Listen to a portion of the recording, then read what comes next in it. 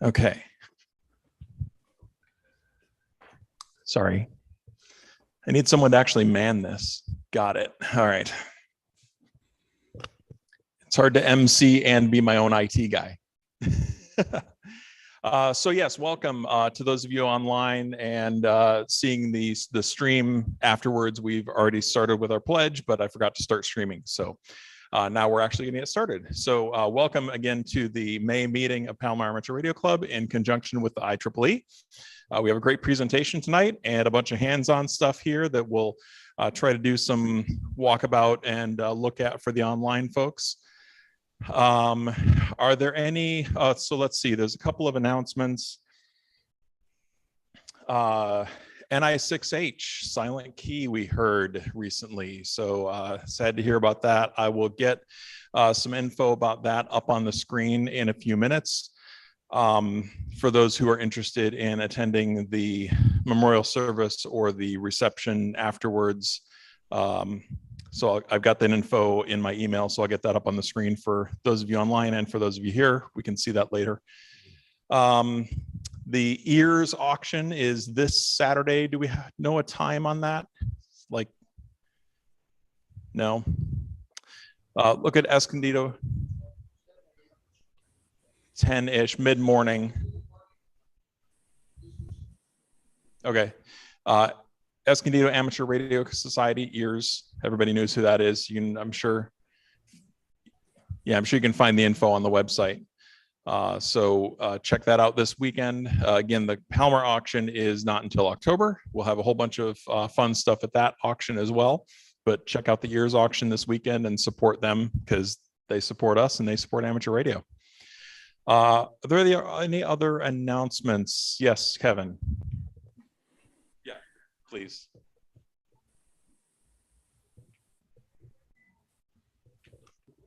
All right. Folks online. Camera is right there. All right. It's right there. All right. Good evening.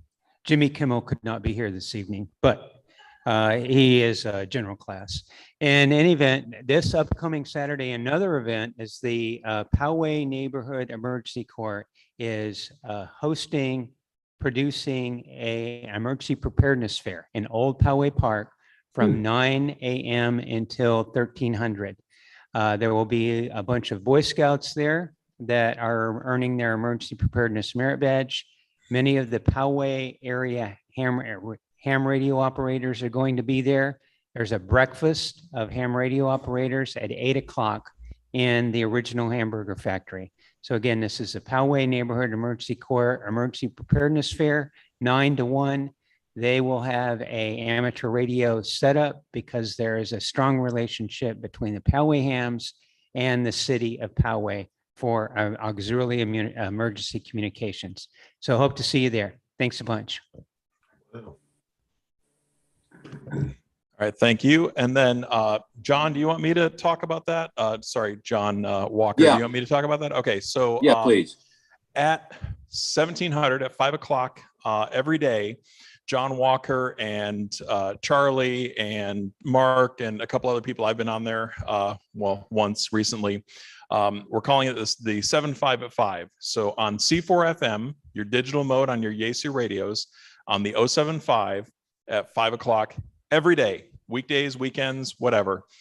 Just get on there, make sure you know how to get onto C4 FM, make sure your radio is working, make sure your coverage is good. We did some testing yesterday on the 7.5 and the 130 and uncovered that there may be some issues on the 130. So we went back to the 7.5. So, lots of, good information, good testing, good to hear how we do that troubleshooting within the board because Mark was on. And just good to, get on the air and have a little quick roundtable. Hey, Mark, you got anything for technical report for us?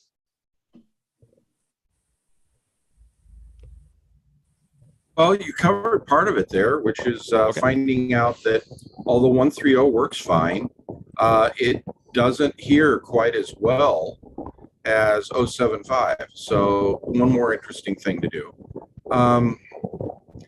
I did, let's see, Did we mention the cleanup? Not yet. Okay, well, then we should. We got a motley crew up there.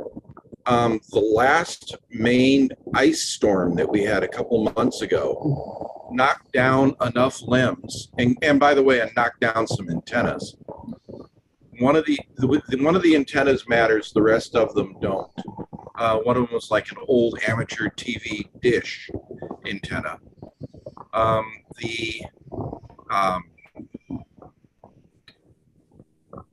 The East County Repeater Club, ECRA, lost their backhaul antenna that they use for controlling their repeaters. And I guess maybe I've got some problem with 130, although it physically looks okay. But we had enough branches down to really make a mess just trying to get vehicles in and out.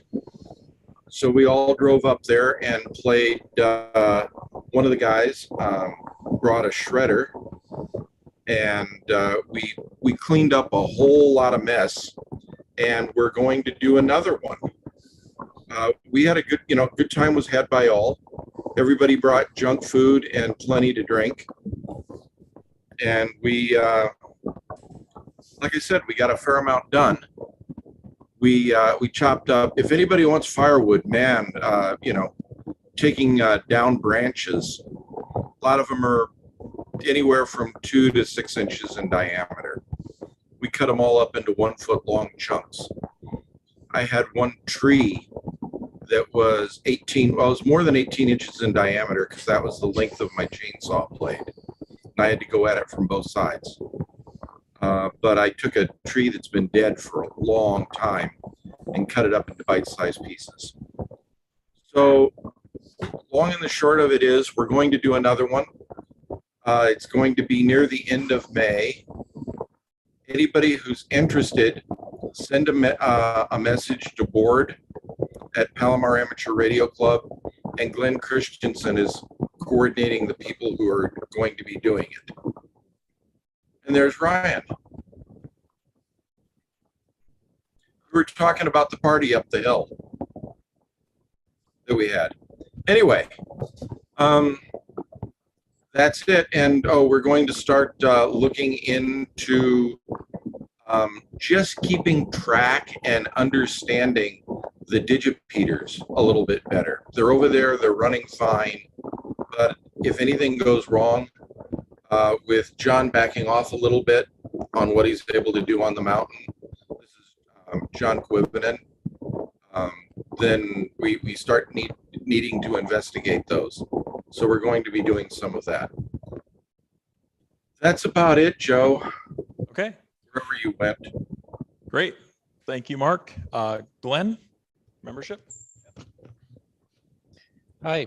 So we currently have 163 members, so we're doing better than we have been.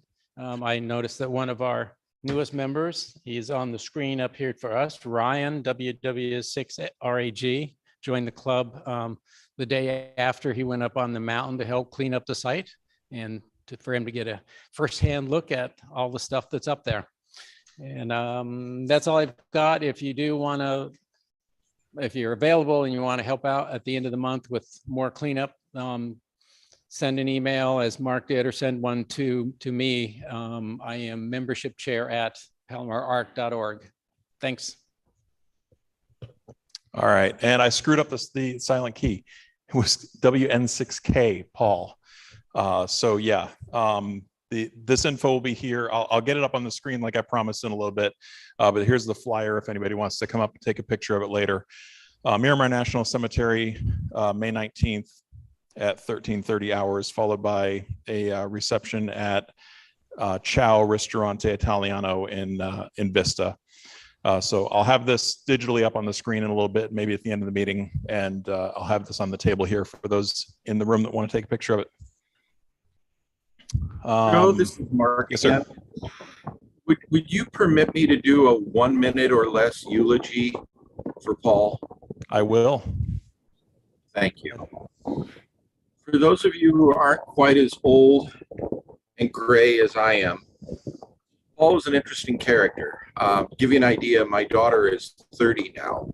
When she was 8 and I was running the Roadkill Cafe during field day, we all got a chance to see Paul in action.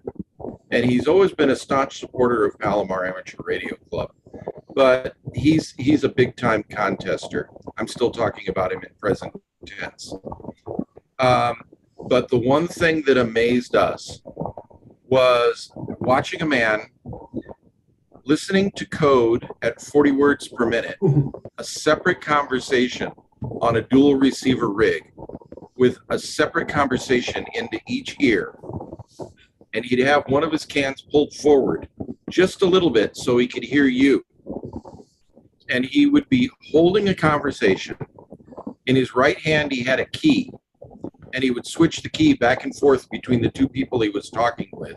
His left hand was on a computer keyboard, and he was logging all of his contacts at the same time. And Jess would come in, and he'd order a hot dog and a soda and things. And I mean, and just to watch this human machine running 2 QSOs and talking to somebody in the room. And they said, yeah, when he was in the military, if no one would talk to him, he'd run 2 QSOs and read a book at the same time. It's just absolutely an honor to watch this man go. Unfortunately, pancreatic cancer doesn't give you, there he is. Pancreatic cancer doesn't give you a whole lot of warning and takes you out pretty quick. And that's what happened to him. But he was always, I don't think I know of anyone who he ever said a word that wasn't kind. He's just a real easygoing guy. And I even called my little girl up in Seattle and let her know that we lost Paul. And from 8 years to 30, she still remembers him. I'll miss him. Thanks, Joe. Yep. I think we all will. Very, very well said, Mark. Thanks. I remember hearing a little bit about the multiple QSOs at the same time. Great story. Thanks for sharing that. Okay. If there, are there any other announcements from the room or from online? Okay. Then we will get going with our program. Do you need a share? Best. This is best so that this is best so I can get it on the share with them. That's why. Yeah. It worked pretty well last time. Yeah. It's called case study. Okay. And In case here's. it's not the only thing on there. Okay.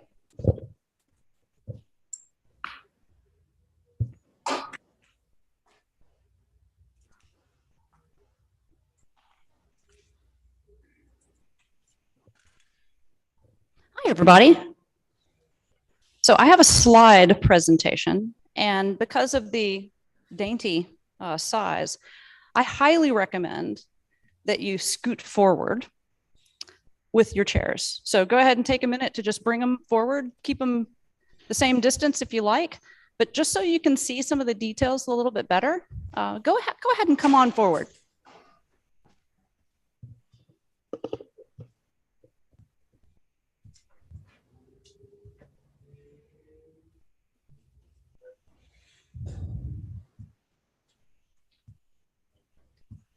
Oh, thanks.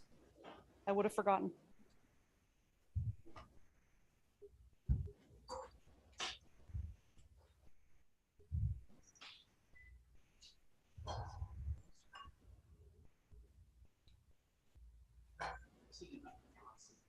Oh, very good. That's yet another interpretation that will mess you up in Google. So if you go looking for M17, you'll find all sorts of things about a firearm, and you'll find all sorts of things about a galaxy. Yep.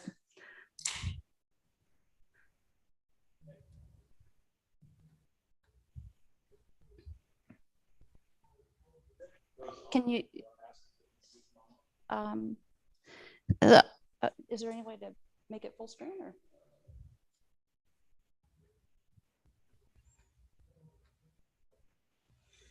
Might be Try able to do. F5.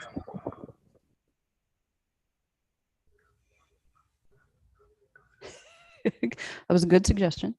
You can see it, right, Mark?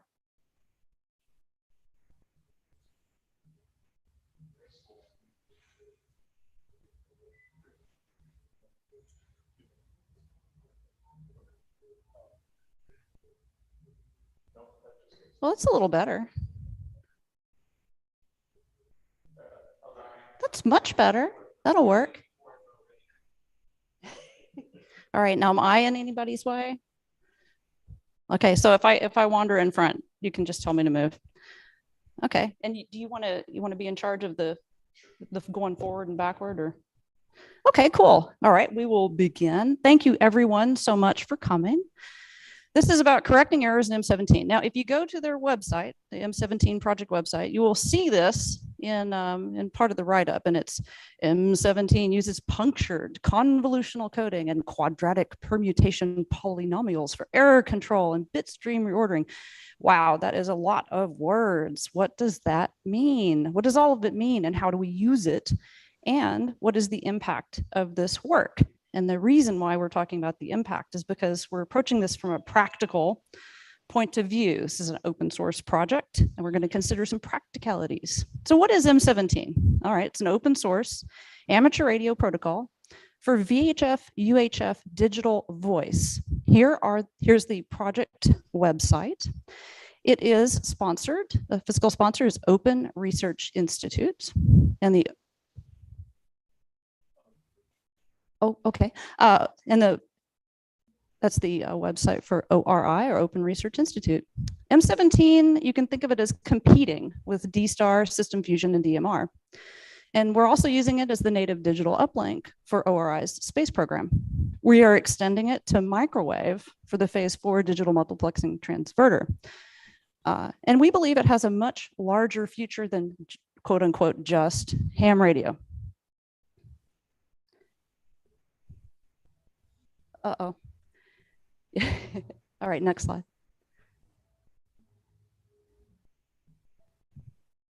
Okay, so if you're interested in what Open Research Institute is all about, we're going to distribute the slides after this. And so at this link, you can see a little 5-minute overview of our work.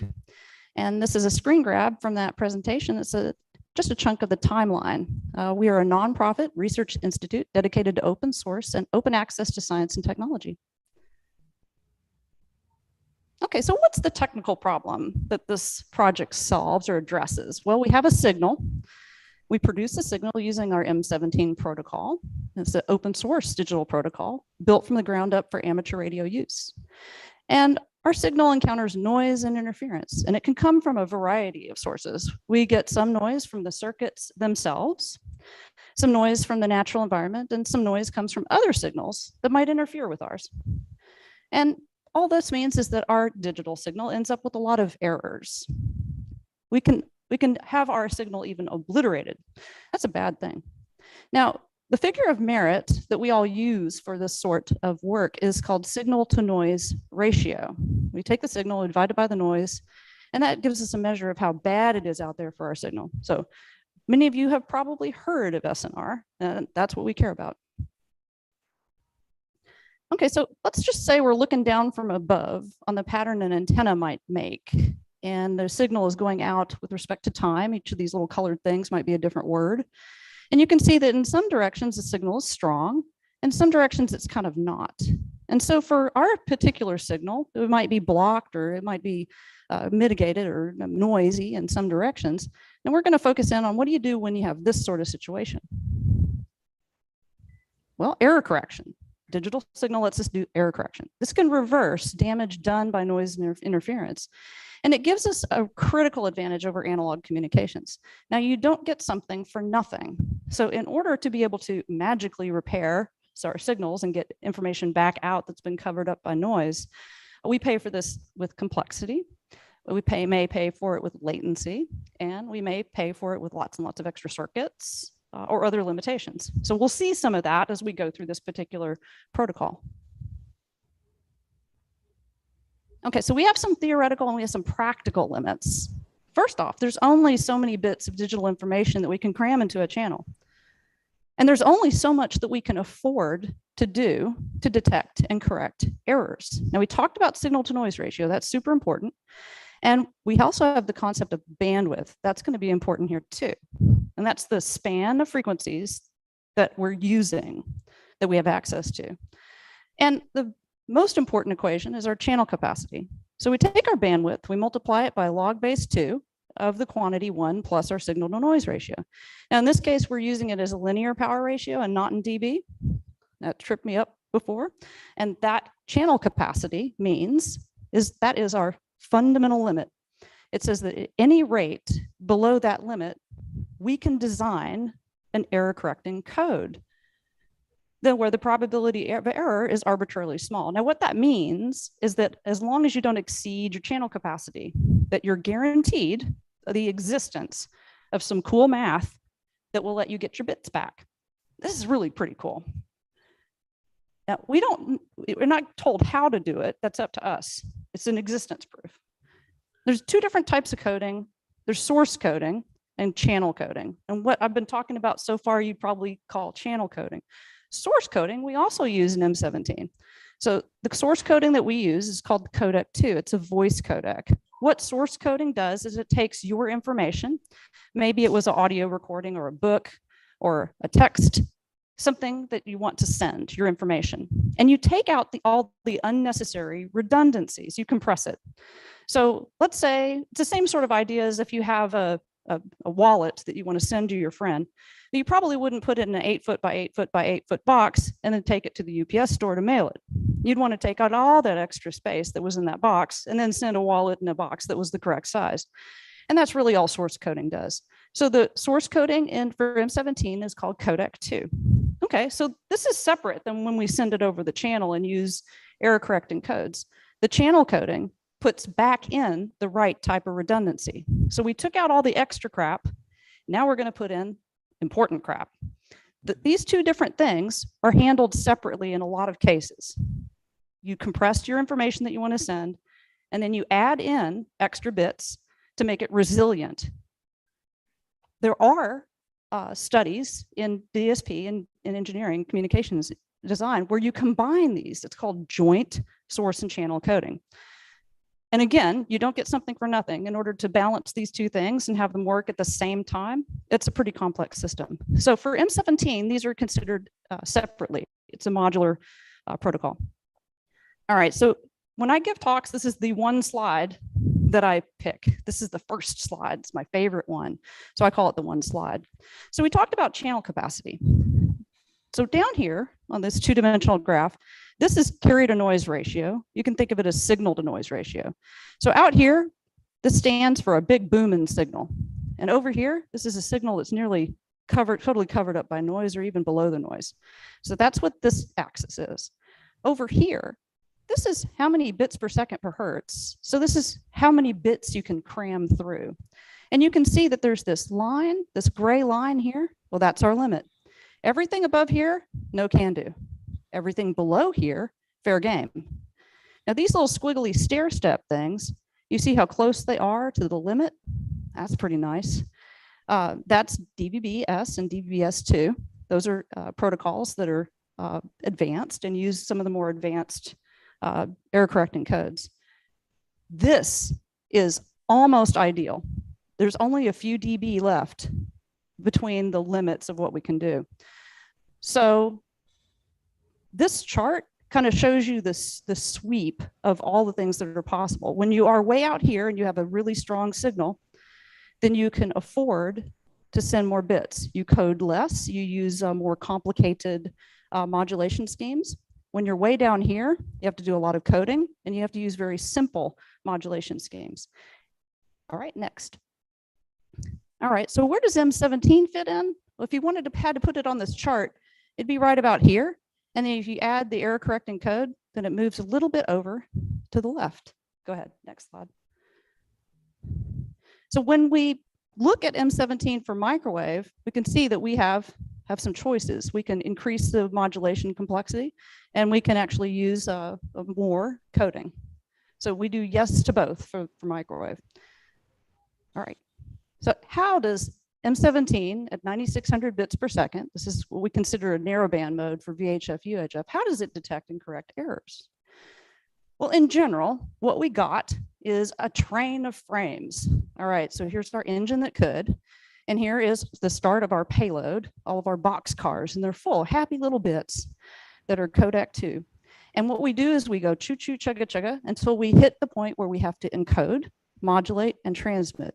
And then over here is sort of a representation of the 4 FSK signals that is used by M17. So modulation is 4 tones. So if you want to think of this as like, if you are on a piano, you pick 4 keys, and that is the 4 different symbols that you're sending. So 4 different tones are sent, 4 airy frequency shift keying. All right, so now you've transmitted and we're in the channel. And we start out strong, we're flipping back and forth between our 4 different frequencies, doing okay, but yeah, we're picking up some noise, might be, all sorts of interference, maybe, circuits themselves are causing noise. And you know what, the distance, we have path loss. So all of that stuff, we collect all these unhappy little faces.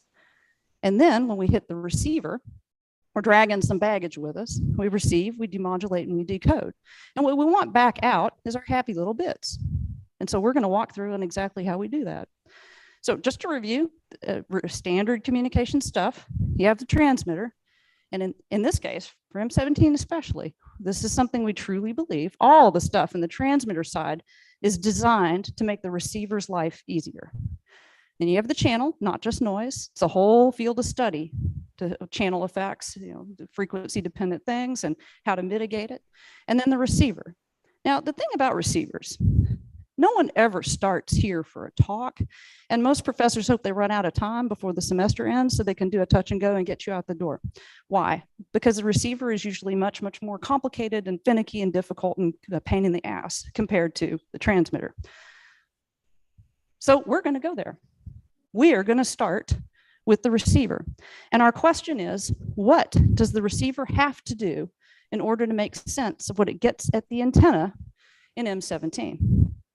All right, so what we use is a pretty common tactic in digital communications, and we use a preamble.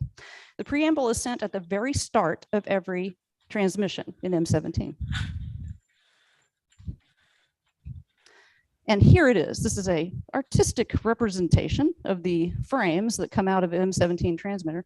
And the very first frame that comes out is the preamble. And all the frames are 40 milliseconds long. So in time, this to be about 40 milliseconds. You can think of a preamble as something like a lighthouse.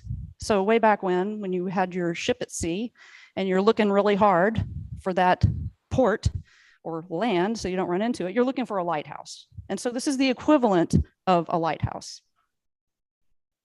What does it look like over the air? Well, here is what it looks like. It's a go back and forth between the 2 outer tones, which we call +3 and -3. There's a +1 and a -1, on the 2 inner tones. So the 2 outer tones beating back and forth, da da da da da da da. And that is what you're looking for when you start looking for a preamble. So you can filter for this. There's a lot of different techniques to snag it out of the air. And that's what it looks like over the air in the frequency spectrum. So that's what it looks like. All of the other frames, this is the link setup frame. These are the payload frames. They all look pretty much like noise. In fact, any digital signal over the air is going to generally look like noise. You all have probably heard digital signals over the air. You've probably heard them on our repeater system, and they pretty much sound like noise. So packed in there is all the information that we need. You sort of see the difference between the preamble and the rest, and that's what helps you, find the start of your transmission. Okay, so after we see the preamble and we're receiving it and we're like, ah, yes, that's a preamble, then we can strip that off and dump it off to the side. So now we're left with the link setup frame and all the payloads. All right, now see these orangey brownie things that are these little vertical bars? These are another set of helpers. These are called synchronization or sync frames or sync signals. And they're only 16 bits long, but they are a known pattern. And they occur at the front of every single one of these frames. So just another little bit of help so that we can figure out where the start of our bits are. And you can see that we're starting, we get them and we're starting to throw them out, right? So you can see that I'm pitching them out, I'm peeling them off, setting them aside. And now we end up with our link setup frame and all the rest of the payload frames. All right, so let's look at the link setup frame. What do we need to do in order to get the bits out of this? Okay, so first we got to unscramble these bits. All right, so scrambling in digital signal processing is another way for us to be resilient against noise. So I have a short story to tell you. When I was maybe 9 or 10, I loved going to garage sales, and I would go and get every book that they had. I know that that's a huge shock to you, that I was probably a very nerdy child. And one day I came home with the novel Jaws from the movie. The movie had been out, and the cover looked amazing. It looked like a Barbie doll that was about to be consumed by a giant shark. And I said, this is the book for me. My mother snatched that book from me. I got QRM, mom interference, and she took it. And she took it away back into her room, and she ripped out a whole chunk of this book and then brought it back to me. Said, there you go, now it's rated PG. Now I thought this was kind of unsporting. And I'm like thinking to myself, that's kind of rude. So scrambling fixes these sorts of problems. So what if my mother could not have yanked out all the pages? What if she had been limited to only paragraphs and she could only remove some paragraphs from the book? And I could probably figure out the plot of the sex part of the book that she ripped out. What if she could only rip out sentences at a time? And the sentences were randomly scattered around the book. Like she tried to rip out this chunk, but it ended up getting distributed. Oh, okay, leaving out sentences, that's okay. Or what about words or even letters? So when we do scrambling, we scramble up the bits in a known order, and then we have to unscramble them at the end. And this means that a burst of noise that knocks out the equivalent of a chapter or several pages, all of those errors are spread around. So that's what scrambling does. It's just another thing that we do. We have layers like an onion in protocols like this, and each layer helps us do particular things. So after we unscramble these bits, then we have to decode them. So we have used an error correcting code, and now we're at the point where we can decode them. But we also have some puncturing. This is pretty cool. This is a neat technique. So after removing that sync pulse, we're now looking at 368 bits. They were scrambled. We unscrambled them. And now we're dealing, because we've read the spec and we're a receiver, we know what we need to do. We're going to have to undo a convolutional code at rate 1/2. So the transmitter also did something else. When we do puncturing, we remove some of the coded bits before they were sent. So we don't get all of the bits that were coded. We get some fraction of them. Okay, now why in the world would we do this? Important note, convolutional coding is pretty special. The receiver and the transmitter is a matched pair. This is different from analog. So when we get something, this is another reminder, don't get something for nothing. And the puncturing part, that's part of the matched pair. So with the convolutional code, we're sending actually just a stream of parity bits. And I like to think of it as paths. So these are paths, and this is a Roomba that with a light on it that has gone around and around. And when you think of a convolutional code, I want you to think of paths, different paths that you can take, like through a room like this. Each path stands for a unique stream of originally sent data. Okay, go ahead. So the paths for convolutional code, you can think of it like a Plinko machine. So you drop a little ball at the bottom and it goes dink, dink, dink, dink, dink. And at each one of these places it hits, it has two choices. That is how our convolutional code works. Each state of this machine, of this convolutional encode, where we're creating a stream of bits that represent our original data, each one of those is a choice between 0 and 1. Okay, go ahead. So here, this is neat. This is a Plinko game, a traditional one that doesn't have all the designs of the pretty one that we just saw. But you drop a ball or a disc at the top and it's pegs. And this is a bunch of paths created over time, probably from a homework problem. If you ever took probability theory, you probably have seen something like this, where you're asked, like, how do you win Plinko? So what does the width of the game board mean? Well, it means that there's way more choices for your little ball, you know, and it takes longer. And we got the same deal with a convolutional encoder. The width of a Plinko game is comparable to the number of states in a convolutional encoding machine. Here's what the transmitter did. This is a representation of what our transmitter did. We get 1 bit in and we get 2 bits out. So 1 bit gets turned into 2 bits. These 2 bits get sent. That's where that rate 1/2 comes from. 1/2. You can have all different sorts of rates. In this case, we use 1/2. So when we talk about Plinko machine and all those different individual unique paths that it can take that stand for different data streams, we actually have a drawing that is almost exactly like this. It's called a trellis diagram. And I turned it on its side because it actually does sort of look like this. I think they're quite lovely. Okay. Now this is the trellis diagram the way that you would see it in a book. We start here and we have 1, 2, 3, 4. This is like the pegs. This is time. So time equals 0 all the way up to time 7. And we use this trellis diagram for a particular convolutional code. Each convolutional code, each different one has a different little trellis diagram. And this one's a relatively small one, but you can still tell that it looks pretty complicated, you know. Oh, back up, please. Oh, thanks. Okay, so we use these for both coding and decoding. So we use it to encode.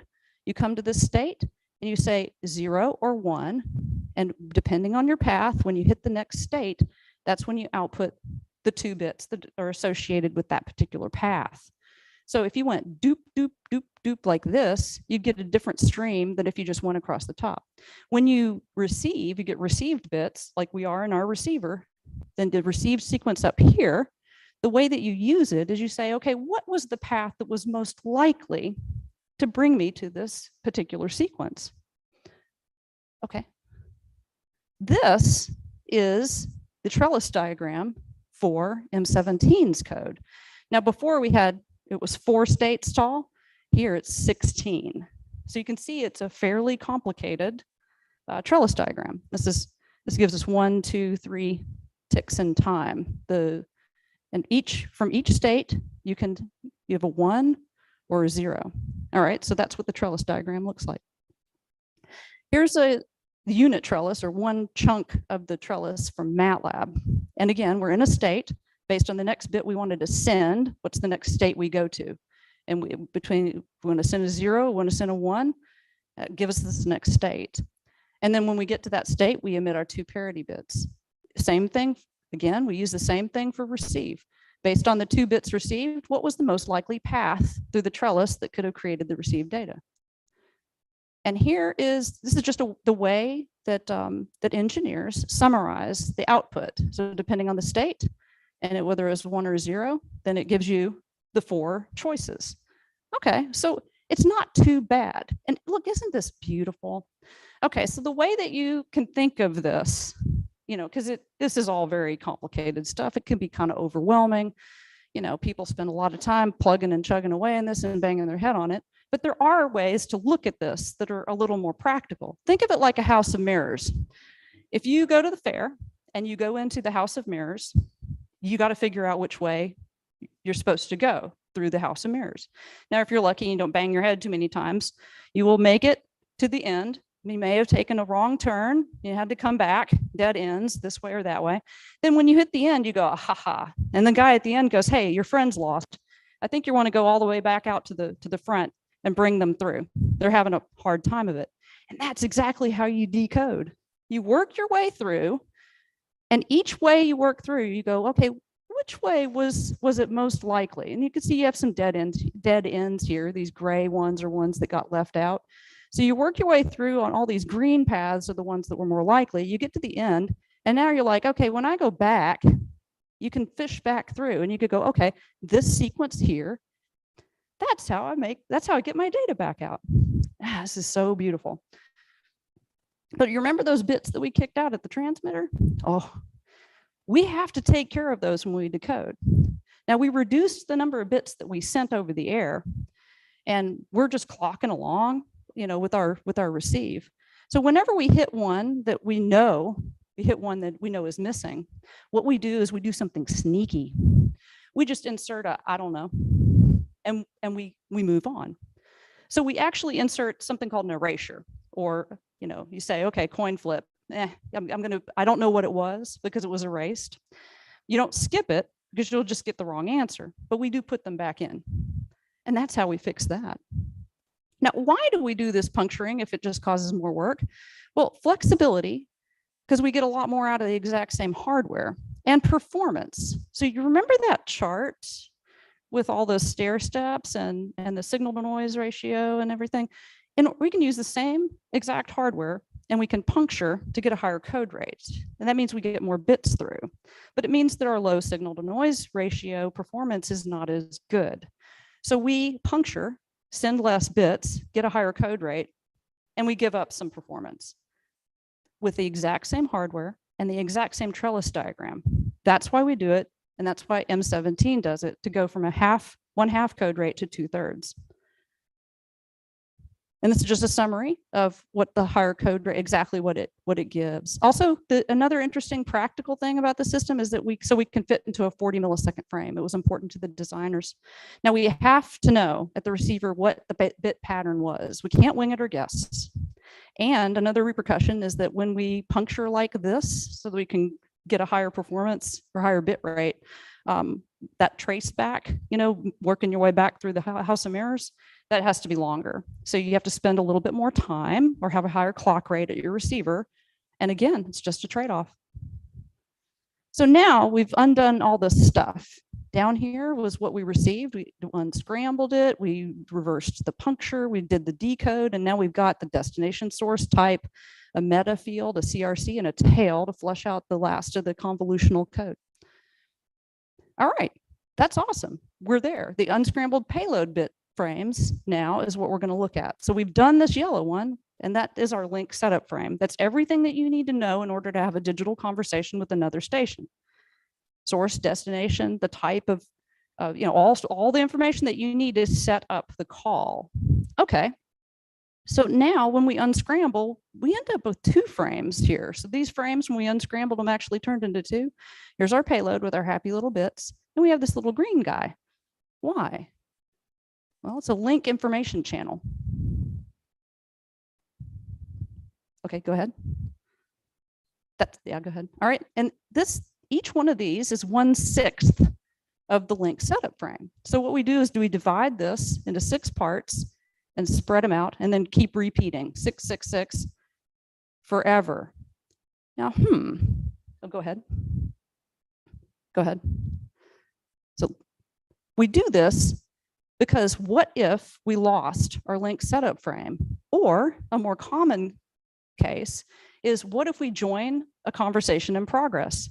You'd probably want to know who the other station was, and you want to know all of the different things about the call. So within a relatively short period of time, just 6 frames will give you this frame back. And that's a feature that we enjoy in a lot of different types of digital signal processing, a lot of digital signal or DSP, a lot of digital communications.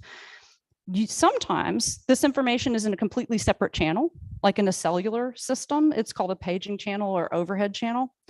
And in a protocol like M17, it's actually included as part of the payload frame. So there's lots of different ways to do this. So how do we get the data out of this? Well, it turns out it's a completely different type of forward error correction. So we take this frame and we look at it pretty closely. Go ahead. And we read the spec because we're good readers, and we know that it is divided into 4 parts. Go ahead. It's 96 bits total, 4 sections of 24 bits each. So what we use for this particular part is a 12 to 24-bit GOLE code. It was used in the transmitter. So we're going to reverse this code and get out what was transmitted. Here's our happy little bits. This is what 96 happy bits looks like.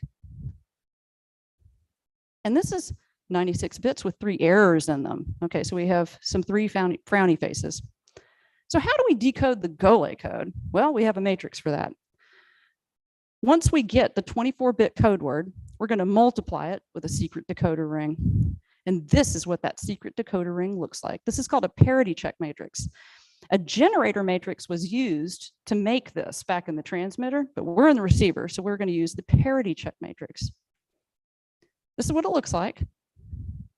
And this here is an interesting structure. This is called the identity matrix. You see these ones going right down the diagonal and the rest are 0.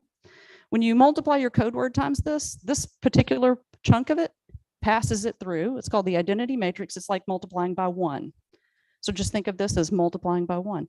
Over here is where the magic happens. And this is the parity check. This is the parity check. So what we've done with our generator is that we have constructed something using linear algebra, and now we're going to undo it here. All right, so we know we got a 12-bit message. It got turned into a 24-bit code word because we used the code in the spec in the transmitter. It was sent to us over the air, and this is what we receive. Okay, so here's what we get, and now we're going to use our secret decoder ring. So the first 12 bits, the original message, and these bits here were the parity bits. We do this calculation. So we have our received code word and we have our secret decoder ring, and we're going to multiply them together using matrix techniques. Now, if the result is all zeros, everything's fine. That means that the code word we received, that's good. And we can take the bits that were the original message, the first 12, and we'll just run with it. We can skip over a whole bunch of circuits in our receiver. Unfortunately, we have some errors. So we get a Nonzero Syndrome. That's what the result is called. And it's not the original message yet. So the secret decoder ring doesn't automatically give you the message, but it gives you the tools to determine where the errors were. We know that the secret decoder ring result can only come from combinations of the columns of the matrix we were using to decode what we received. This is all linear algebra magic. So which combinations, this is the real question, this is the real magic here, which combinations of columns made up this number? Well, we're smart. We're going to make a lookup table. We're not going to do the math every time. We're going to pre-calculate where the errors are for every syndrome we could ever possibly get. So here's our syndrome. And we discover that the parity check matrix, we just start going through the different rows. And we say these 3 rows, when you add them together using modulo 2, will give us this particular result. Now, again, we don't have to do this math every time that we get a received code word. We've done this in advance, and we've done our programming, and we've debugged it. So we know row 12, that means there was an error in position 12 in our word. And you know what? This technique is used in almost every block code of this type. So when you hear about linear block codes, that's what we're doing. So now we go flip the values. Here's our received code word, and we can flip the values in position 4, 12, and 24. Here's our corrected code word. And we know that the first chunk was the message that was sent. And we're like, yeah, we did it. We just corrected 3 errors in 1 code word. So what we're doing is, in a kind of more practical sense, is when we get a result, we're kind of looking around with math, and we're saying, which code word is this really closest to? You know, in these dimensions, like which one is it really closest to? Which bin should it go into? And then we yeet it out into the right bin. We do this 3 more times for the remaining bits in the link information channel, and then we're done with that frame. And like we said before, the 6 frames make up all the information from the link setup frame, the LSF, which was coded with the convolutional code. Oh yeah, and there they are. Now we're looking at the payload. Hey, guess what? We've already done the work of understanding how the payload uses the same convolutional code with that beautiful trellis and the going through the house of mirrors as the LSF, but it uses a different puncturing pattern. And the lich, the Golang code, not punctured. All right, so let's talk a little bit about implementations. These are here tonight. This is an MD380. It's originally a DMR radio. It runs about $80 with some very modest hardware modifications. You can turn this into something that can take M17 firmware, free, all free. So that will give you an HT capable of M17. This little fellow right here it's leaning up against is a Pluto. This is a very inexpensive software-defined radio. It's over there on the table, and it is transmitting through a GNU radio, transmitting an M17 flow graph, which is here. So this computer is also here. And the spectrum analyzer is also here. So this whole information, this whole demo is over there on the table. All right, so what's the impact, practically speaking, of M17? Well, we've gotten some really good, rave reviews. The thing that people mention the most is the fact that it has an open source codec. It does not use a proprietary or closed codec, it uses an open one. And this has gotten a tremendous positive response. It's a protocol that doesn't get in your way too much. We just went through the stream version of the protocol. There is a packet-based protocol. And when we extend this up to microwave, there are some changes. The biggest change is the fact that you can have a much higher data rate on microwave. And we are looking at more complex modulation, which may have some impact on all sorts of different things. So the protocol is extensible. The overhead is kind of high, but the extension to the higher bit rates is actually going really well because it's a well-designed protocol. Error correction, that gets a ton of positive big thumbs up. The error correction used is solid, good, honest error correction using techniques that are used in industry.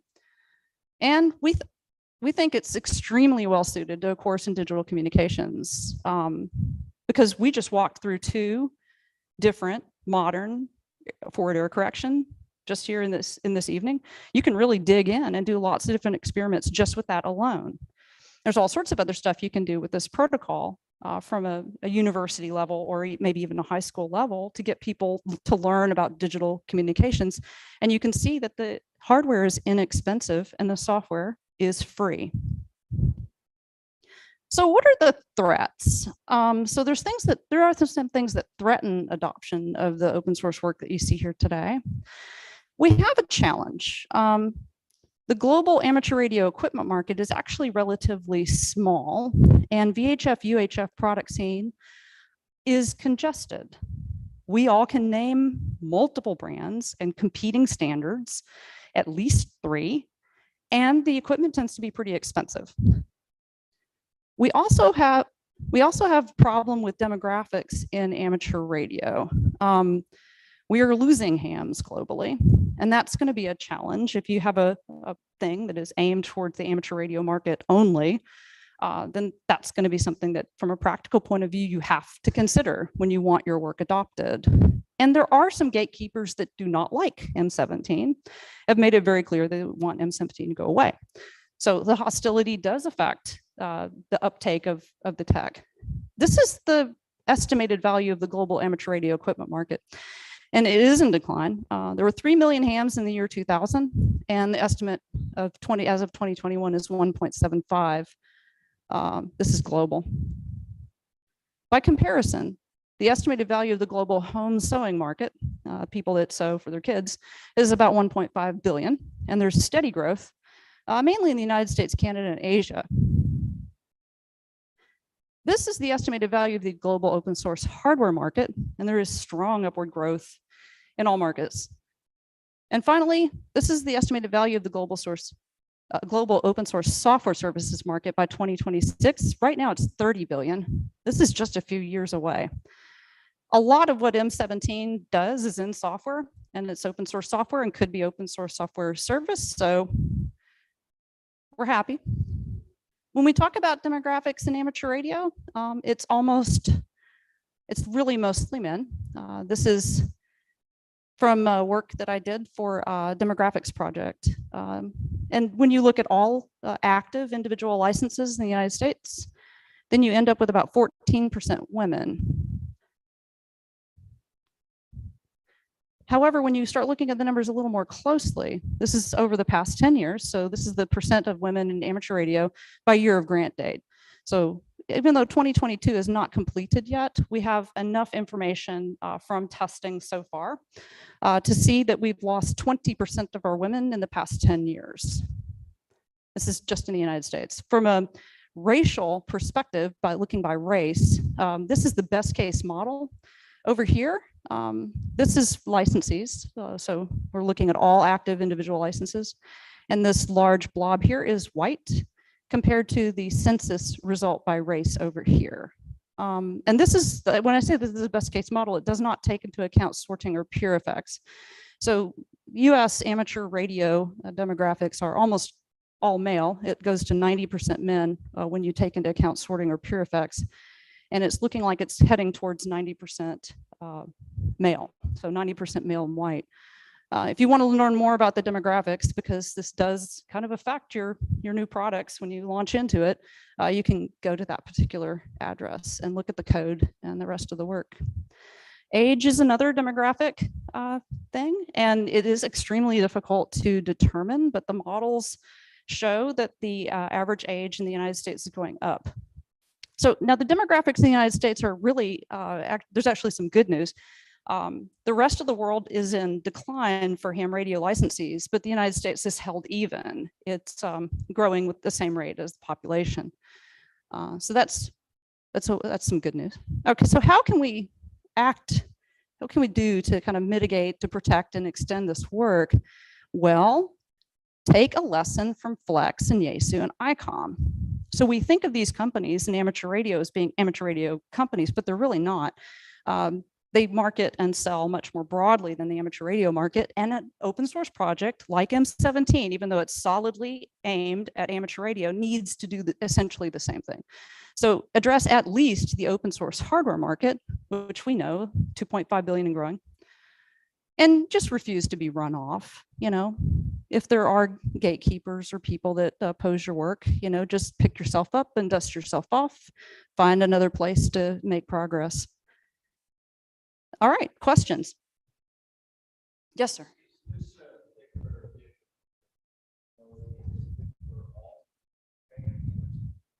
That's a really good question. So the question is this good for all of the bands or just a specific one? The protocol is designed, the M17 protocol is designed for VHF and UHF, which is why you see 9600 bits per second. That's, and you know, and you're looking at the codec, a 3200 bit per second, you know, codec, and you know the decisions made for the channel spacing, you know, 12, I think 12.5 kilohertz, and then looking at it on the spectrum analyzer, it looks almost exactly like a spectrum from like a Yaesu System Fusion HT. So it is designed for VHF, UHF. In order to make it good for other bands, you have to make some changes. Or you're able to make some changes. The reason why it looks so narrowband at VHF, UHF is because of regulatory reasons. And also because that's so popular with HTs, you know, so a narrowband signal won't drain your battery down like a very broad one will. So when we talk about moving to microwave, there are some changes that we can make, and there's some changes that we have to make. So another related sort of thing is that we get asked a lot, why isn't this on HF? Why don't you have a M17 for HF? And there's already a codec 2 project for HF, and you know, DV voice, I think, or D voice, digital. Is that right? DV voice. I think it's called DV voice, but it is a codec. It's the codec 2 digital voice project, and since they're so active on HF and successful, it's not that we couldn't go to design something for HF, but it's already being done and being done really well. And then any other like a really, and then if you go lower, like a really, like a, you know, what would you have to do at 160 meters? You know, like so it depends on the frequency and all those channel studies and all the different things that happen at different frequency bands, and the regulatory environment being very different. All of that has a lot to do with it. So for this particular protocol, VHF UHF is where it really shines, and then it can be extended to microwave with higher bit rate. All right, what else? Yes, sir. Would this be applicable then for like some new modes like FRS and radio service and things like that they could get rid of?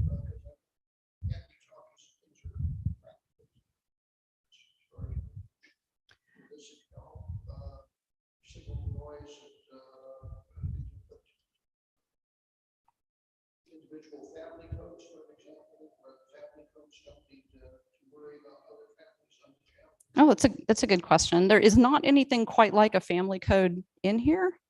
You know what? I'll think about it, and I'll see what I can come up with. I'm going to say yes because I'm very biased, and I think that it would. The FRS radios sell by millions. Yeah. And there seems to be a huge complaint about them because there's only like 25 channels or something. Yeah. The PLs are Yeah. I don't know enough about FRS to say. I'd be inclined to say yeah, because this gives you a lot of advantages.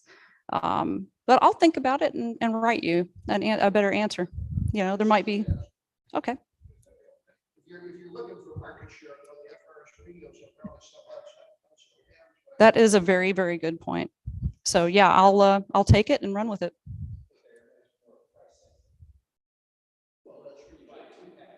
But they all have microprocessors on board. If you're doing everything in a microprocessors are cheap. Yeah, computing has gotten very, very inexpensive. I mean, if you look over there, the DMR radio that we've, you know, that the Open RTX team has reverse engineered and that we've written firmware for is $80. $80. I mean, you know, and you can get a Pluto, the SDR, practically for free. They're routinely given away. So protocols like this, like M17, can run on very inexpensive hardware. We did not bring the repeater. So there is a repeater for M17, and you can put it essentially on a Raspberry Pi and get it and hook it up to a radio, and there you go. So we all know that that's really pretty inexpensive. It does not take an awful lot of computing power even to run a repeater for M17. So I would say, yeah, it could be extended. That's exactly, I think, what we're getting at when we start talking about this has a broader future than just ham radio. So Michelle, peanut gallery up on the wall. Okay, yeah. Did you, let me see if IQS is finished up. Oh, sorry.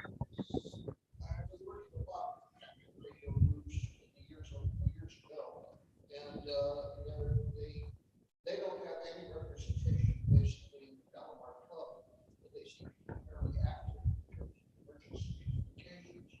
And they have their own little network package group that share the same channel, and they have lead-ins and lead-outs to tell everybody where to go and how to do it. Yeah.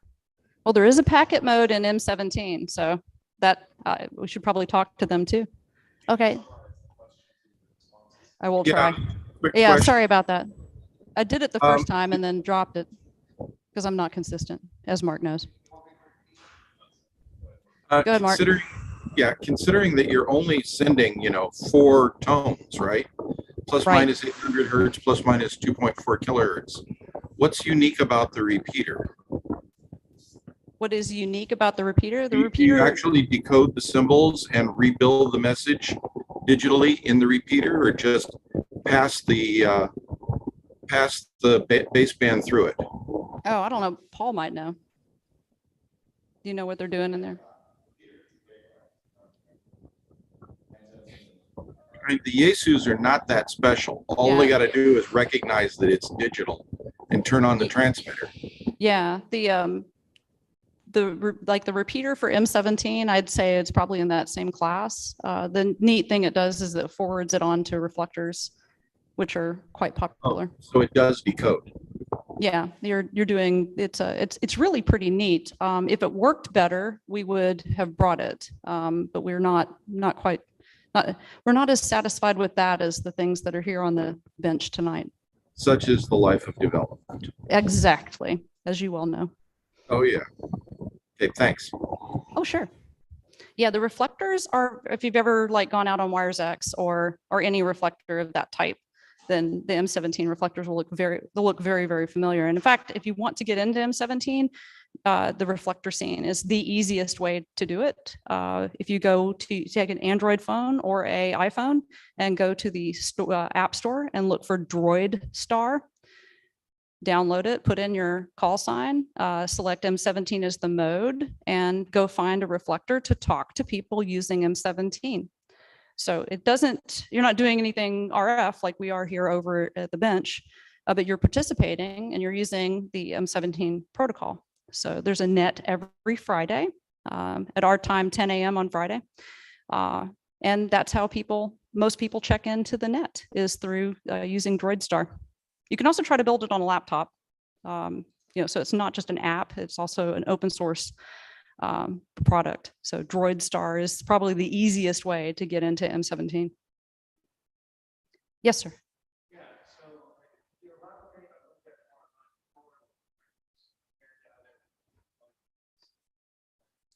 Yeah, it's pretty, it would be, oh yeah, yes. So this question is power consumption for 4-area, for 4FSK compared to others, and it's comparable because that is one of the more common ways that you see radios communicate. VHF, UHF is 4 tones for frequency shift. Frequency shift keying is pretty popular.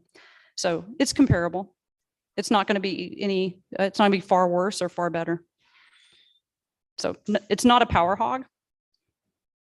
Yes, sir.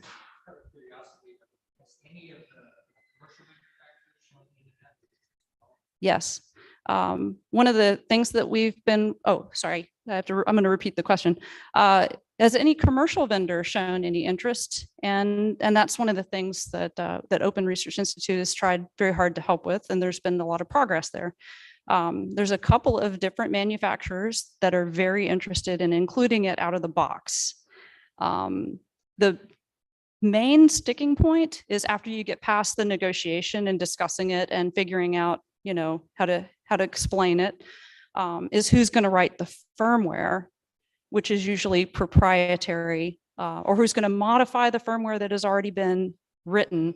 And this has been kind of this is the hard part. So you have companies, usually in China, and they have contracted out firmware development. That source code is gone. They have a copy of what goes into the chip off the line. And then you have a situation just like with the MD380, where it is literally reverse engineered. So it's the code was extracted and then reverse engineered with, the company is like, yeah, okay, go ahead, do it. If it means more people are going to buy it, even if they're going to cut it up and it's going to become an M17 radio, they're happy with it. There's a few other companies that are much more enthusiastic, but when it comes to, okay, who is going to actually write the firmware, is if it takes a reverse engineering task of the magnitude as we had for the MD380, that is a significant amount of work. So we have made some efforts to try to get funding so that people don't have to do this just on the evenings and weekends. And that so far we have not made a lot of progress on funding. A lot of people are very interested in seeing this happen because being able to buy it off the shelf would be amazing. And they would be very popular, we think. So that's where we're at on that. So I'm optimistic, and we're still trying very hard. It's just there's only so many people willing to do this level of firmware development. And they're focusing on things like the MD380 and the Anytone and those. So the answer is yes. Don't know when it's going to happen. If we could hire people, I think it might help a little bit. But until then the amazing teams like M17 team and OpenRTX, we just work as hard as we can to support what they do and make their job as easy as possible. All right, what else? Yes.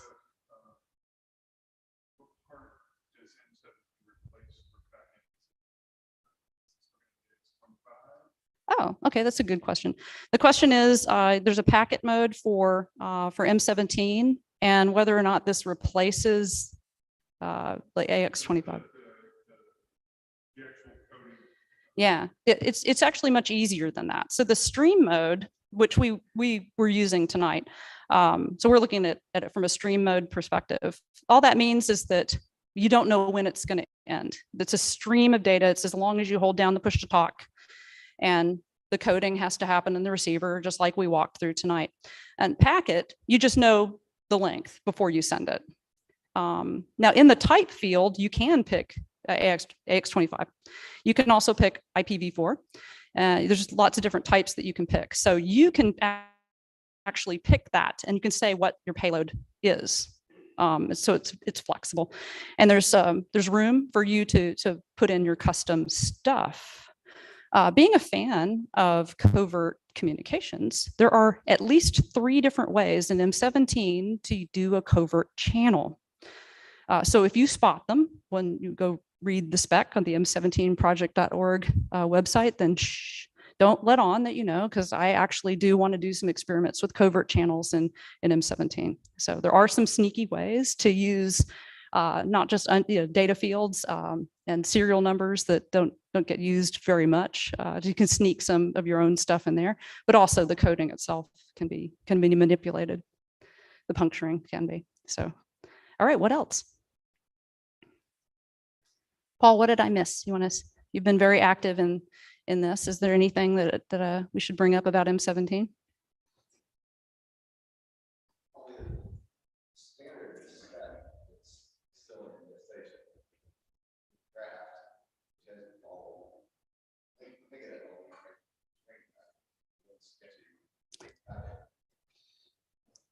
I will. I'll repeat it. Or do you want to?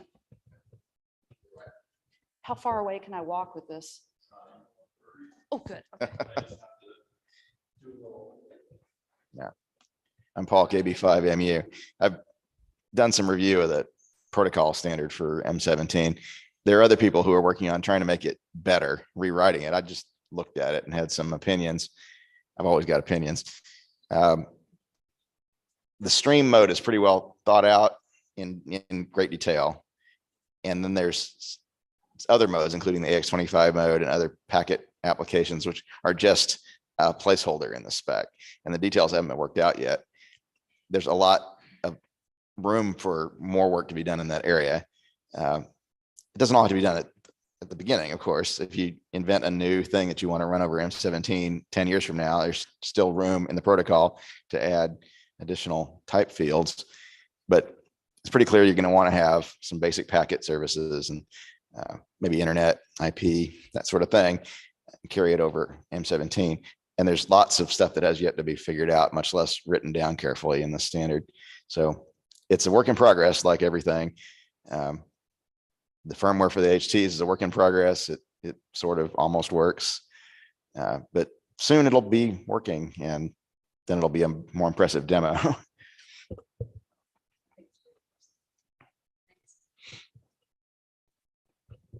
All right. Any questions from Zoom? All right. Any requests? What would you like to see M17 tackle? Here's your chance to tell us what we should care about or what we should make sure that we do. And if it occurs to you later, if you have any ideas, then please write me or anybody on the M17 project. We'd love to get more feedback and to get the word out. All right. Thank you, everybody. Thank you, Michelle. Great, very informative presentation there. Oh, I'm taller than you, so I have to.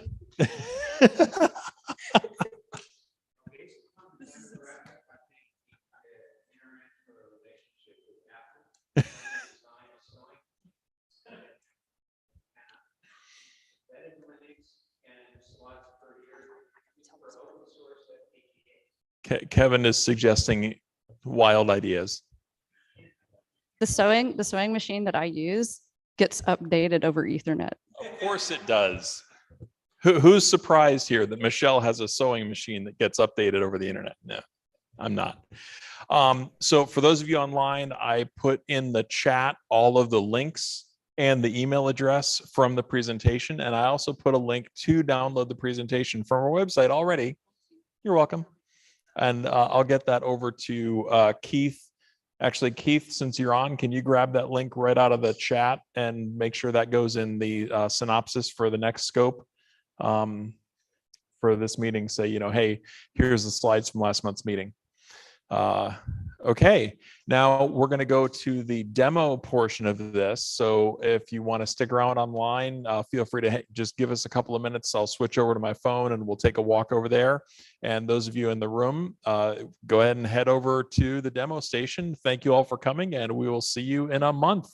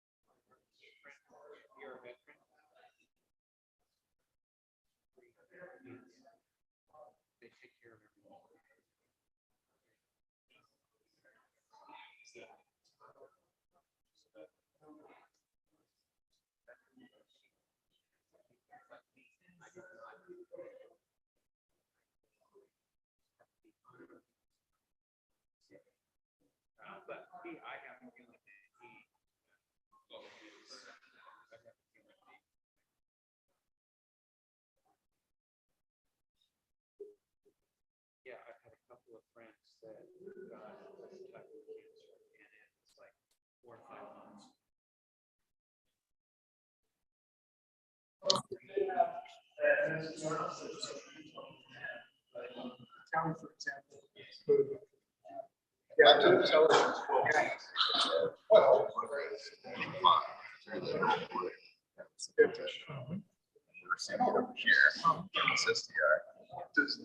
Raspberry Pi is doing measurement calculation. And this is just an iPad running a web browser and a web server. It came in the middle. I came in the middle. Well, as with the presentation, you started with the decode. What I would love to be able to do is start with this MD380. It has the open RTX software in it, as you can see. And it's got set up and all sorts of things. And right now we're hearing, okay, you can hear it on there. That's its attempt to decode the M17 signal. It's almost making it. You could hear the voice cadences. If we tweak the frequency to be exactly right and get this nice strong signal, then you can hear an occasional phrase. So it's almost decoding. But there's something wrong, and we don't know what yet. Hopefully the guys who are working on the OpenRTX project will track down the exact details of what's wrong. So I would like to be able to take one of these HTs and say hello and hear it out of the other one. I'm not quite there yet. What we've got instead is this laptop is transmitting the M17 protocol on our behalf. An episode of Amateur Radio Newsline was recorded. They always are, of course. And then the audio was run through a preprocessor. The program is called M17 CXX mod for modulator.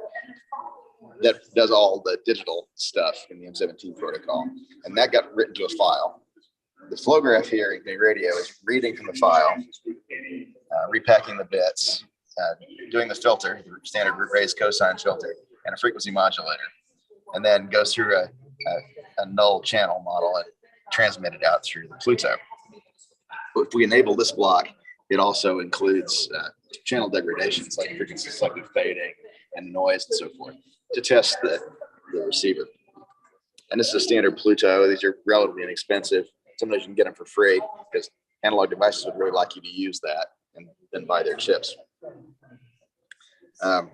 This little antenna is hooked up to the spectrum analyzer, which is borrowed from the ORI remote lab. And it's in a signal analyzer mode, vector signal analyzer mode.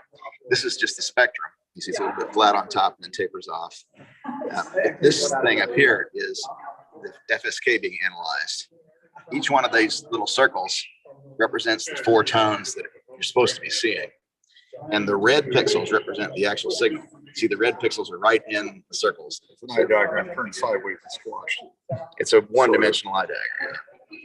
If it were done like a waterfall, it would be more useful. But this code also does two-dimensional eye. Same signal? No, that's something else. This is a good analyzer. Over here, we're also using the same, working on the same signal. But this is an OpenWebRX. It's just a way to make SDRs available over the web with a receiver built in. This is a Raspberry Pi version 4 running the web server that the iPad is listening to, and it's talking to two different SDRs. And they can run in parallel simultaneously. You can have as many as you want, or use just one. Now, this one's an AirSpy HF Plus Discovery, and this is an SDR Play RSPDX. This one's cheaper. This one's a little more powerful. So this is The iPad here is just running a web browser. There's no special software on the iPad at all. And this web page is being served up by the Raspberry Pi. Right now we're listening at 441.5, which is the frequency the other laptop is transmitting on. And it's able to receive M17.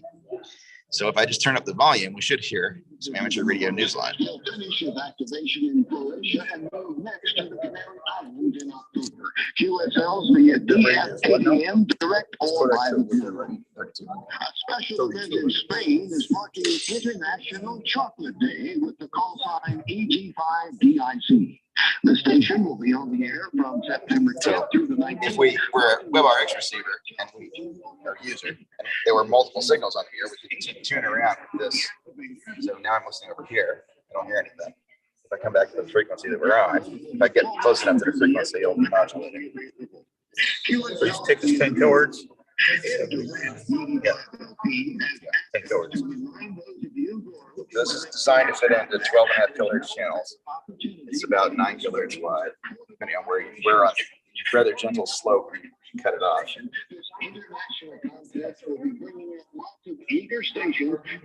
The CPU utilization. Most is probably 22%. What's that? 22%. One channel on it. Most of it's probably. Probably. It's just the I assume most of that's probably generated.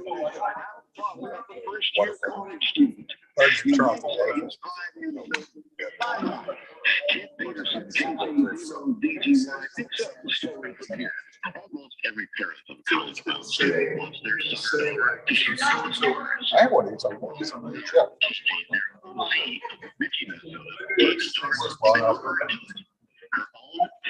Doesn't have a. Mine doesn't have a reference. As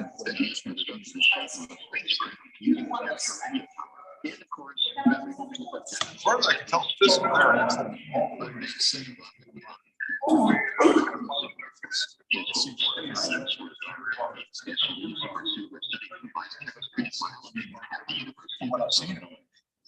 Go read about it yourself. I don't know. I'm not going to pretend that I'm not going to. No, I'm just asking.